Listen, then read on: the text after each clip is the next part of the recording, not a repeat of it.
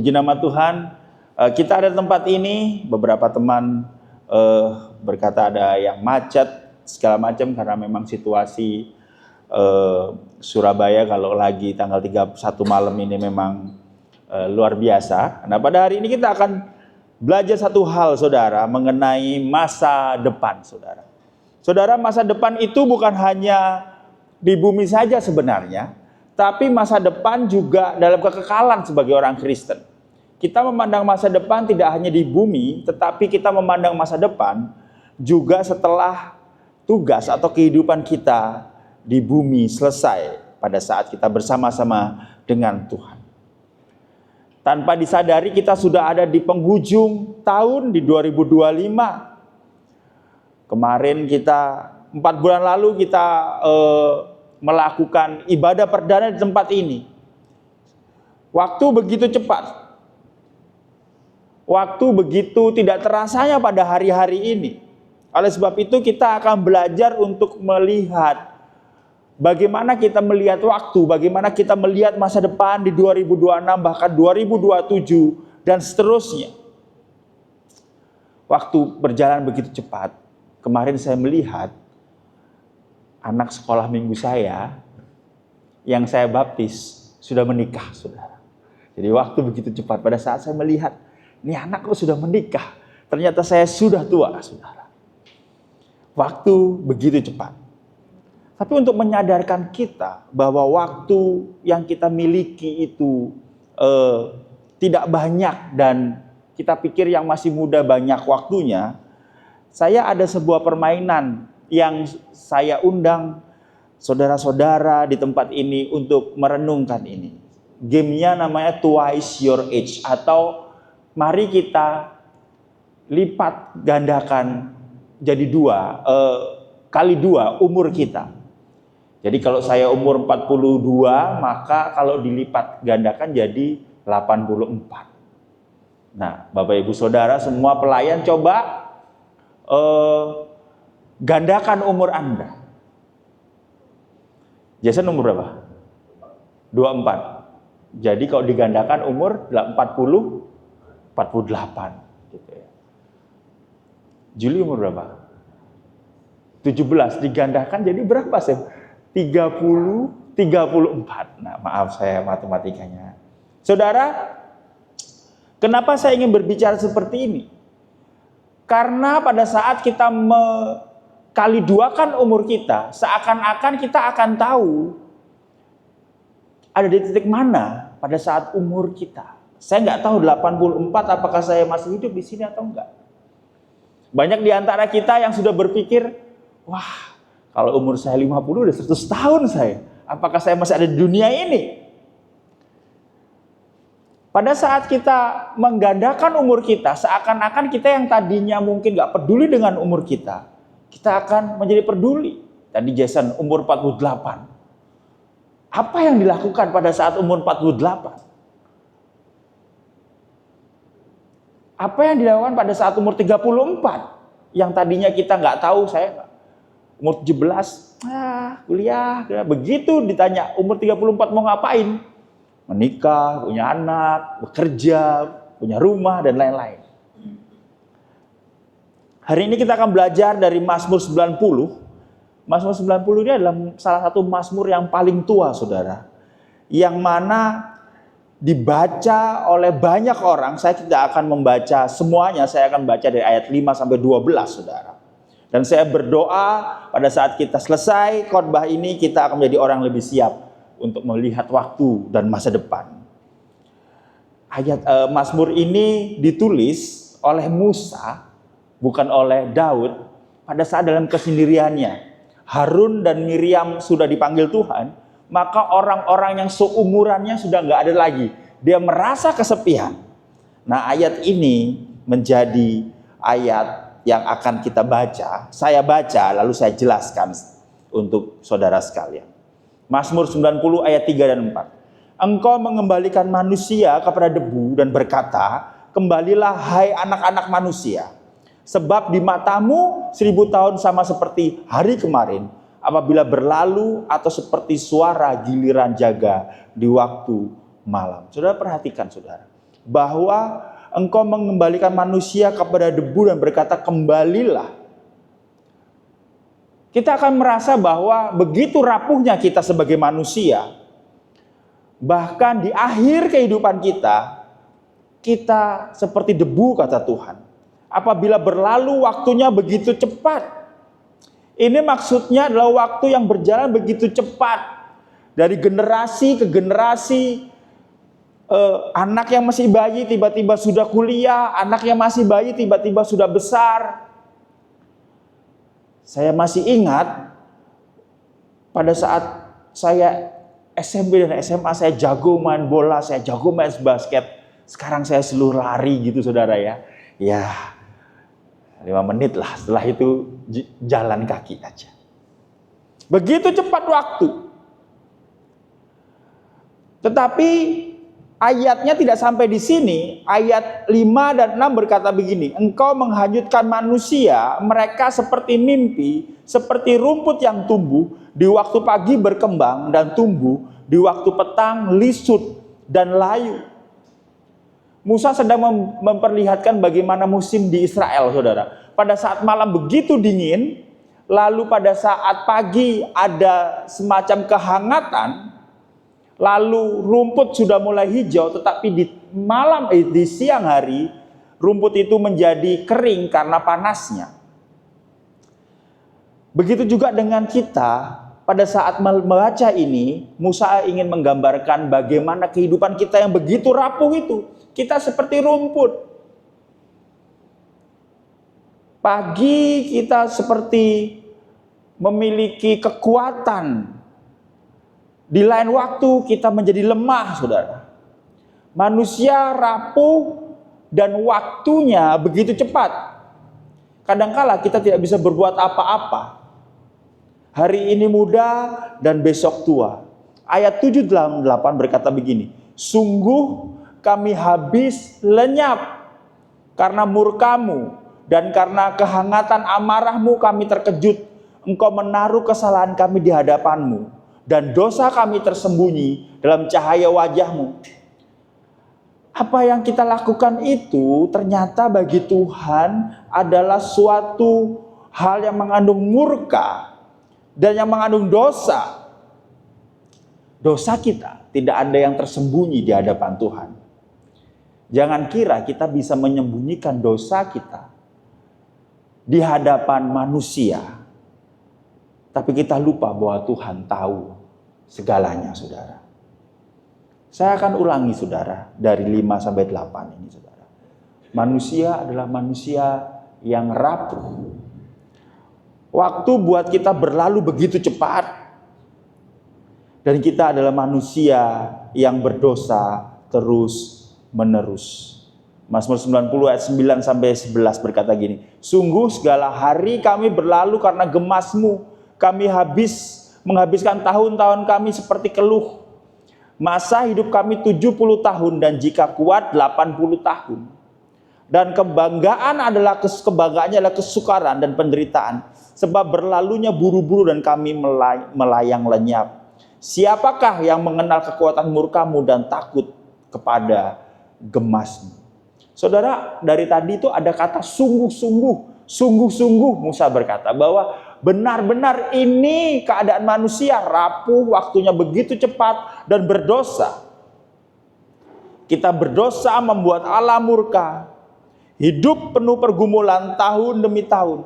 Bahkan dikatakan 70 sampai 80 tahun jika kami kuat. Sebenarnya ini tidak menggambarkan bahwa hidup manusia pasti 70 atau 80. Musa ingin menggambarkan kehidupan ini begitu cepat. Hari ini tante itu meninggal kemarin, tadi di tutup peti di Grand Heaven, saudara. Hamba Tuhannya yang melayani berkata begini, kalau dalam suku Batak umur 86 itu sudah merupakan kegembiraan walaupun ada duka. Kenapa? Bonusnya sudah banyak dan apalagi meninggalnya di dalam Tuhan. Nah, suku Batak biasanya sambil menari-nari. Saya ada punya saudara dia ambil dia ikut gereja aliran tertentu yang mana nggak boleh makan kepiting, nggak boleh makan udang, nggak boleh makan babi, nggak boleh minum kopi gitu ya. Saya bilang waktu itu, wah, manusia paling sehat. Nggak lama setelah saya berkata begitu, 1, 2, 3 tahun kemudian, saudara saya ini meninggal. Saudara saya bilang, kenapa? Serangan jantung. Kenapa? Karena kepikiran rumah tangganya berantakan. Jadi kita menjaga sesuatu belum tentu juga. Kenapa? Karena kita rapuh, waktunya begitu cepat, dan kita adalah orang yang berdosa.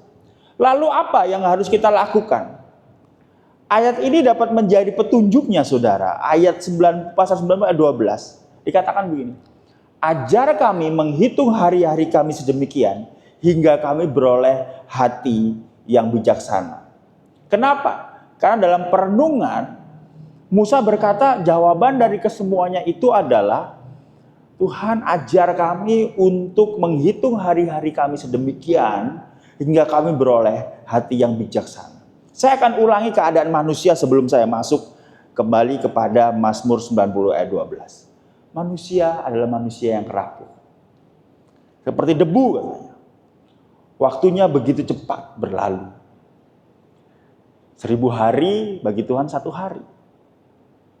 Hari ini berkembang, siang menjadi layu. Tapi ini yang paling parah, manusia berdosa di hadapan Allah. Sebuah pertanyaan. Lalu apa yang saya harus lakukan? Apakah masih ada masa depan buat saya di bumi ini? Walaupun sebagai orang Kristen, kita punya sesuatu yang kita namakan kekekalan bersama Kristus. Apa yang harus saya lakukan? Saya sudah tua, saya lemah, saya sakit, saya sendiri, saya terbatas. Bagi yang ingin bekerja, saya tidak punya modal, Tuhan. Kita kembali kepada ayat 12. Ajar kami menghitung hari-hari kami sedemikian, hingga kami beroleh hati yang bijaksana. Dalam bahasa Inggris, so teach us to number our days, that we may get a heart of wisdom. Pada hari ini mari kita meminta Tuhan untuk kita dapat menjalani hari-hari sedemikian rupa, agar menjadi bijaksana, saudara. Musa itu, saudara, keluar dari Mesir, itu umur berapa? 80 tahun, sudah tua. Dan meninggal umur 120 tahun. Kalau dilihat dari kacamata apa yang dikatakan Musa, ini udah bonusnya ini. Tapi karena Musa meminta Tuhan untuk memberi hati yang bijaksana, menghitung hari-hari, maka 80 sampai 120 bisa saya simpulkan hari-hari Musa dihabiskan dengan cara yang bijaksana, saudara. Teach us to realize the brevity, katanya di terjemahan lain. Ajar saya untuk nyadar bahwa hidup ini singkat, Tuhan. Sehingga saya memiliki sebuah hikmat di dalam Tuhan. Pada hari ini mari kita bersama-sama hitung. Kita hati-hati menggunakannya. Dengan bijak menggunakannya. Yang mudah-mudahan jangan kebanyakan mager, rebahan. Tapi bangkit, saudara. Ingat, kalau saudara mulai rebahan, ingat, kalau dibakali 2, kalau saya rebahan, saya mau jadi apa? Saudara, kemarin hari Senin sore, saya ke Excelso karena ada orang yang tanda kutip mau membantu gereja untuk dia kayak saya mau membantu gereja deh, gitu. Saya membantu gereja deh, gitu. Saudara, saya liburan nih, gitu. Liburan nih. Tapi karena begitu saya jadinya kayak Oke, saya harus jalan. Saya jalan, lalu si orang ini berkata, boleh nggak saya minta proposalnya itu by besok? Nah, saya bilang, aduh Tuhan, pada saat itu saya lagi mengerjakan khotbah ini. Waduh, kalau saya 43 dikali 2, 80, berapa? 42 dikali 2, jadi 84. Terus pikiran tuh kemana-mana. 84 nasib gereja gimana ya? Masa saya serahkan kepada Sam? Gimana? Yalah, saya harus berangkat. Jadi twice your age itu kayak bener-bener, ya aku harus jalan gitu ya. Tapi ini saudara, untuk membantu kita untuk merenungkan berharganya waktu itu, saya ingin mengajak kita untuk bersimulasi. Saya akan menyajikan data-data untuk kita semua. Ini saya ambil dari YouTuber bernama Agus Leo Halim. Disclaimer-nya bahwa ini adalah karya dia dan saya nggak sepintar itu. Gitu ya. Saudara, kalau kita lihat ada buletan berjumlah 80, saudara. Anggaplah ini usia manusia 80. Kalau dikasih titik 1 itu adalah tahun pertama, saudara. Usia manusia 70 sampai 80 tahun, menurut rata-rata survei juga, ini adalah tahun pertama kehidupan kita. Next. Kalau buletan ini terisi penuh, maka waktunya sudah nggak banyak lagi. Sudah mepet waktunya, nggak banyak kesempatan. Kalau ada yang 80 tahun atau teman-teman kenal ada orang yang berumur 80 tahun. Next. Nah, ini umur 17 tahun, saudara. Ini masih aktif cari tujuan hidup. Kayak Julie, 17 tahun. Masih aktif cari tujuan hidup. Banyak orang, kecuali Julie, merasa paling tahu. Merasa paling benar. Orang tua nggak ngerti aku.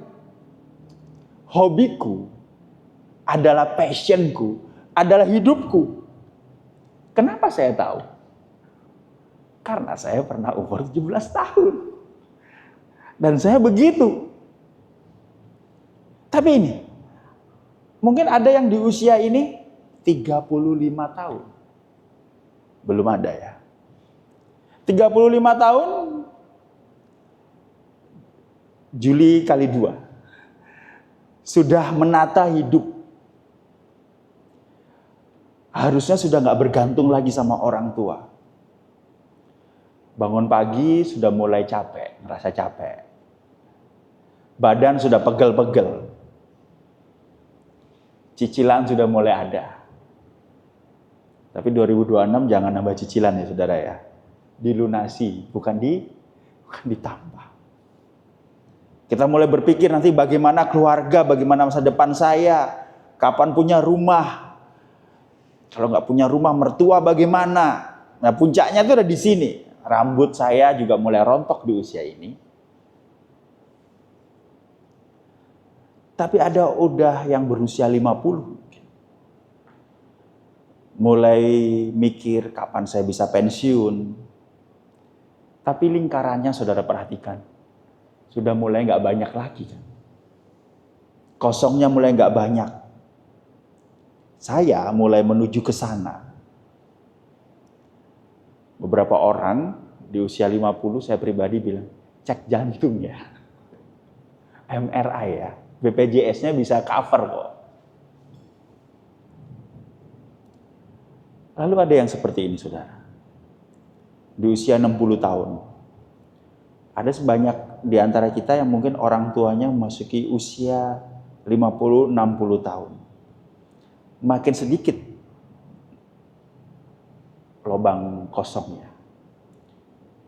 Di sini mungkin ortu mulai ingin perhatian dari anak-anaknya. Tapi kitanya cuek, kenapa? Karena saya pernah ada di momen ini. Lagi ngapain? Mama, kok Dan ini, next, adalah usia orang tua saya. 70 tahun. Usia papa mama saya, waktunya sudah nggak banyak. Puji Tuhan, saya mulai takut mereka meninggal. Karena ada orang-orang yang nggak peduli. Lalu umur 80 tahun, saudara. Yang jadi pertanyaannya, apa yang harus kita lakukan, saudara? Saya akan lewati, next.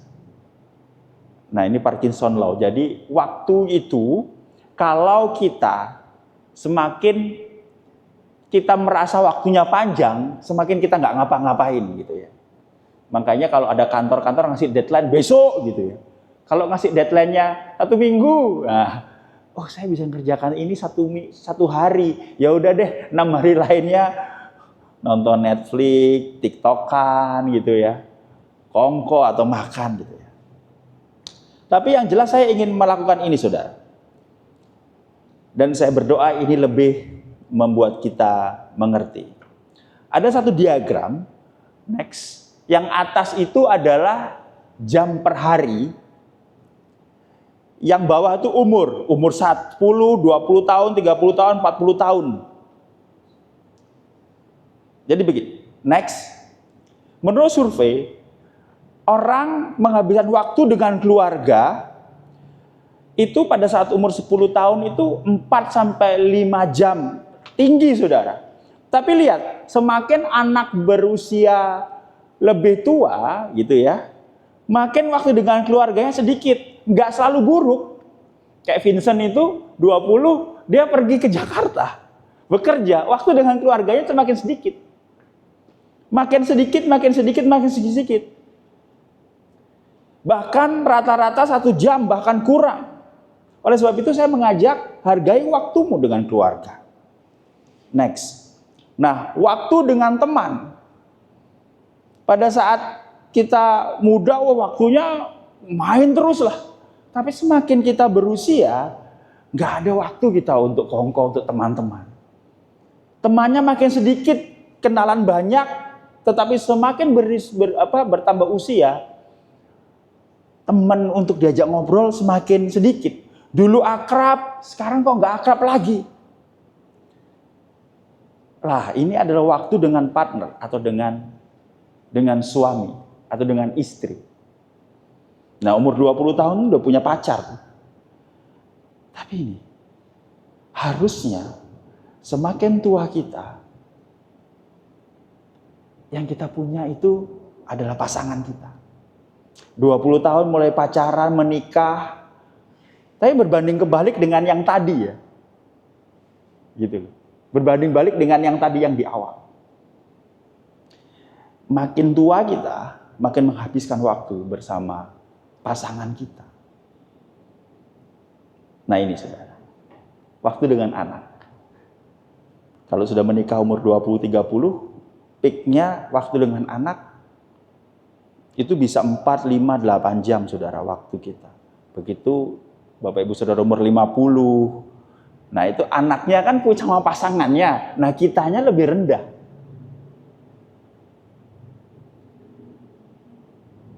Lalu waktu dengan kolega pada saat 20, 30, 40, 50, 60, 70 akan melandai gitu ya.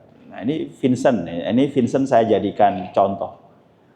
Waktu dulu masih SMP gitu ya, Vincent di Van sudah SMP, kemana-mana sama mamanya, sama keluarganya. Tapi udah melandai pada saat Vincent kerja. Nanti Bu, jangan khawatir, nanti pada saat Vincent menikah lebih lagi. Tapi dengan teman kerja, lebih banyak. Kenapa? Ke kantor. Makanya di waktu-waktu ini adalah waktu untuk berpikir, menghasilkan uang, dan juga kalau bisa menyenangkan waktunya. Tapi dari kesemuanya itu, ini yang ingin saya bahas. Waktu dengan diri sendiri. 10 tahun sampai 90 tahun. Waktumu dengan dirimu sendiri adalah waktu yang paling banyak. Cek, cek, cek, cek, cek. Waktumu dengan dirimu sendiri adalah waktu yang paling banyak. Makanya pada saat ini, kita nggak perlu mengejar approval orang lain. Kita tidak perlu mengejar kehormatan orang lain. Karena di akhirnya, pada saat kita menghadapi kematian, hanya ada kita sendiri di tempat tidur rumah sakit atau tempat tidur rumah kita. Pada akhirnya hanya ada kita. Tapi ini saudara, kita pikir kita sendiri. Tapi Matius 28 ayat 20 berkata, dan ketahuilah aku menyertai kamu senantiasa sampai pada akhirnya. I'm with you always to the end of the age. Sampai akhir zaman. Yang ingin saya simpulkan begini, bahwa kita mungkin dalam kesendirian kita, dalam masa tua kita masih punya Tuhan.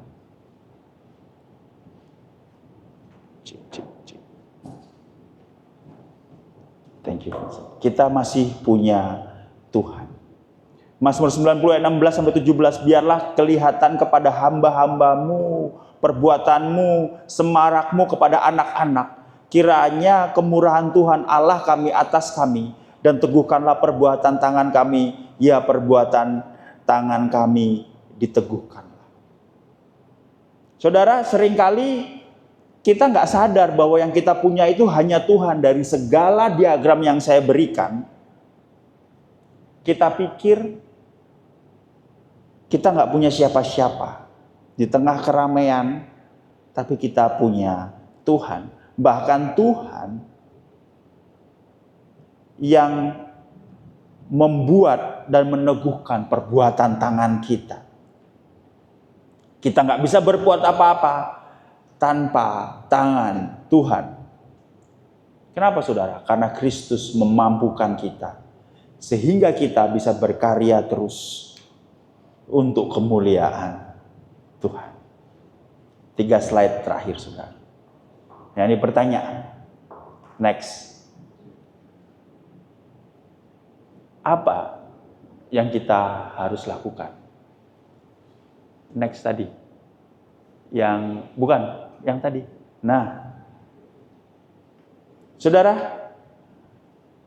di 2025 ini saya ingin mengajak kita untuk kita melihat dan berpikir apa yang terjadi kalau buletannya udah penuh. Saudara, 100 tahun dari sekarang, rumah yang kita punya akan ditempati orang lain, syukur-syukur anak. Mobil kita mungkin sudah menjadi rongsokan. Tapi ada satu hal yang ingin saya sampaikan, saudara.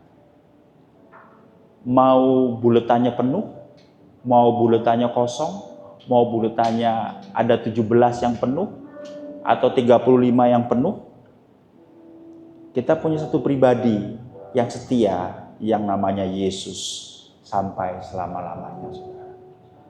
Di 2026, tadi pagi saya bikin status untuk gereja, bukan karena kita yang kuat dan yang hebat untuk menjalani di 2026, tapi kita punya Kristus yang setia dan yang tetap.